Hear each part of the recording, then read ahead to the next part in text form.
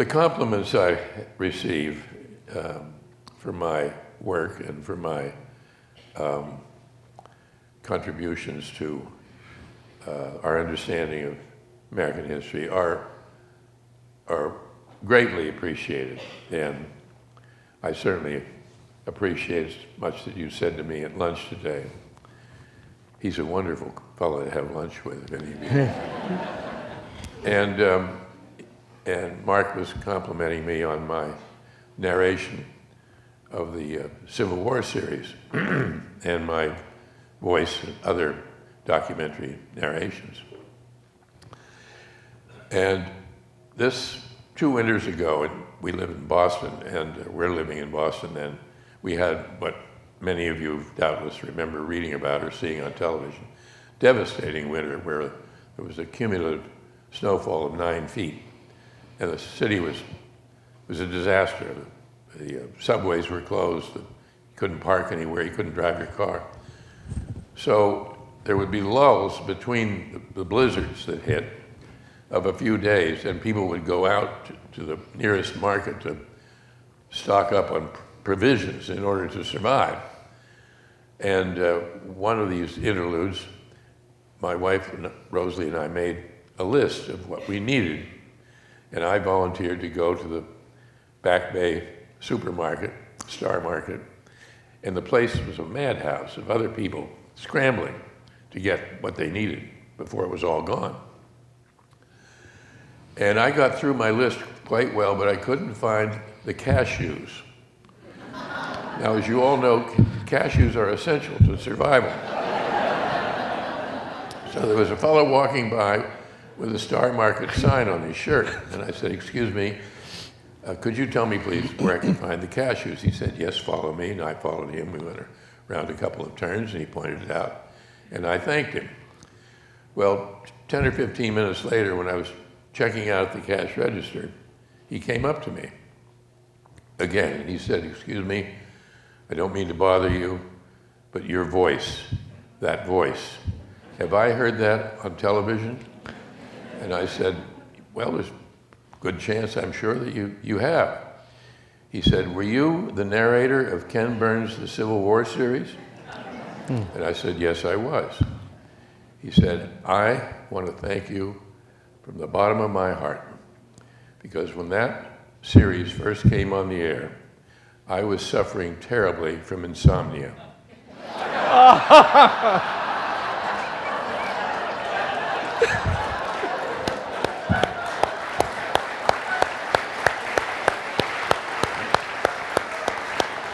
He said I'd hear that voice and go right out.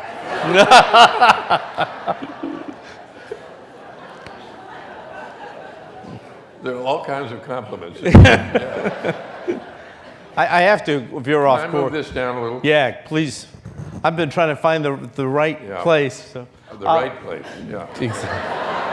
Bad pun, sorry. How many people in our audience have been married over 25 years? Oh, good. How many people have been married 40 years or more? 50? 49? Yeah. Okay, try this. 62 years.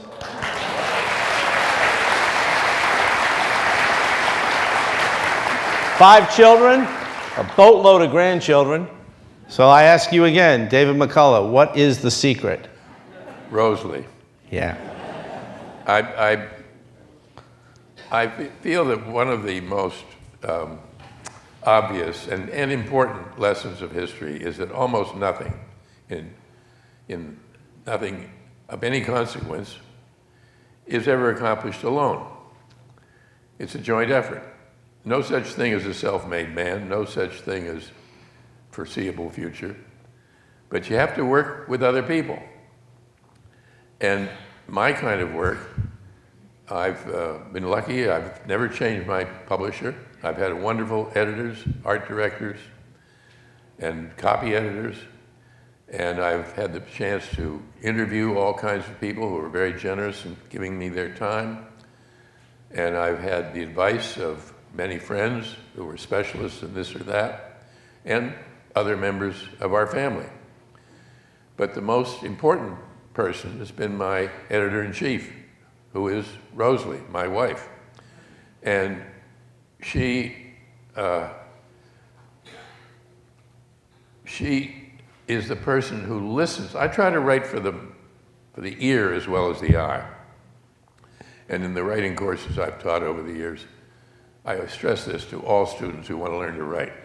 Have somebody read to you what you've written, or read it out loud if you don't have anybody to read it to you. And listen to yourself. And and I write and rewrite. I sometimes think I'm not a writer, I'm a rewriter, because it's only when you start editing or rewriting yourself that you begin to get things in focus. And so she's heard me. I've had listened to her read many chapters 3 and 4 times over, all the way through. And once when I was very nearly finishing up my book about Theodore Roosevelt, Mornings on Horseback, she was reading one of the last chapters aloud to me, and she said, there's something wrong with that sentence. And I said, well, read it again. And she read it again. I said, nothing wrong with that sentence. She said, yes, there is. I said, give it to me. So I took it and I read it to her and I said, see? No, she said, there's something wrong with that sentence. Well, I said, keep going. And 6, 7 months later, the book was published and it was reviewed in the New York Review of Books by Gore Vidal. And he gave it a very good review up until toward the end of the review, when he said, sometimes, however, Mr. McCullough does not write very well. Listen to this sentence. Education isn't a complete education without history. And I think one of the reasons that the documentaries of by people like Ken Burns and people who are writing the kinds of books that I write, and there are many others, history and biography, one of the reasons there's such an audience for all this is that people are trying to catch up for what they don't know, what they weren't taught or didn't learn when they were in school. I think our teachers at every level are the most important people in our society. And they deserve not only more pay than they're paid, but they deserve more of our gratitude and encouragement and appreciation. They're creating the world to come, the country to come, by what they're doing in their work. I think the lessons to be learned from the Wright Brothers story, just about life, are so vitally tangible in their story and so important, so valuable, as to almost outweigh the fact that they succeeded. If I had found the letters and diaries and notebooks that the Wright brothers kept and the letters of their father and their sister, and they had never succeeded, they'd never been the first to fly, I would still have wanted to have written the book. How you're raised at home is much more important than we have intended to just think about ourselves. Yes, education is of the utmost importance, and every emphasis should be made on making it even better and better and more practical and more life-lasting. But how we're raised at home, what the conversation is at the dinner table, where your parents took you to let you see some wondrous historic event or whatever, location. Policies at home about foul-mouthed verbiage, about telling the truth, about modesty.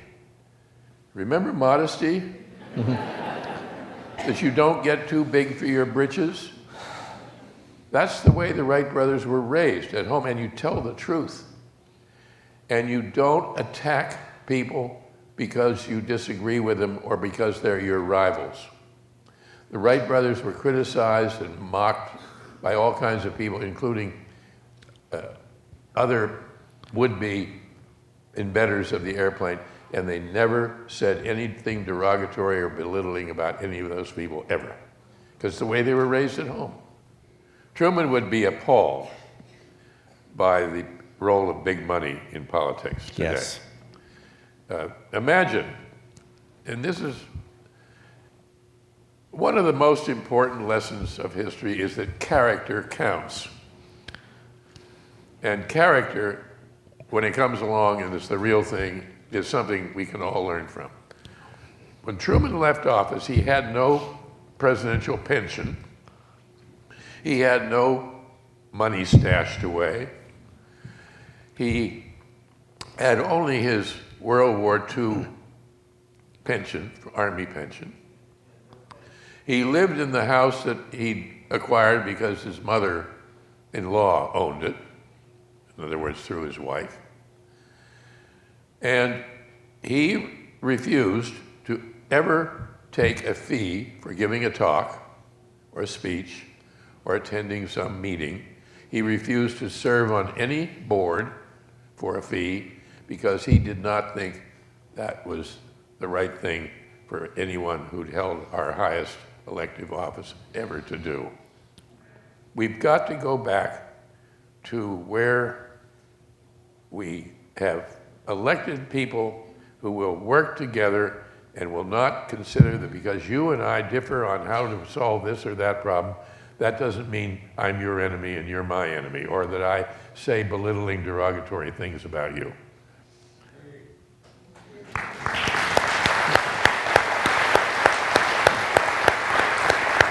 So it was a very interesting relationship between Adams and Jefferson, because they wrote letters to each other right up until they both died. They died on the same day, I think, yes. July 4th, 1826. 50 Well, years after. The truth is stranger than fiction. Yeah. If I were writing a book about two political leaders who were involved with the creation of our country and the revolution and so forth, and they first start out as friends and colleagues, and then they become rivals, and then they become enemies who won't speak to each other, and then before they die, they become friends again, and guess what day they die on? July 4th. Same day. That editor would say, no way, come on, that would never ever happen, and it did happen. Two of the most remarkable Americans ever. We had the blessing, the good luck, the incredible luck, to have a founding group of Americans who, many of whom were geniuses. Now, that's not to say they were perfect. By no means were they perfect. No human being has ever been perfect, I guess, except for Jesus Christ. But they were brilliant.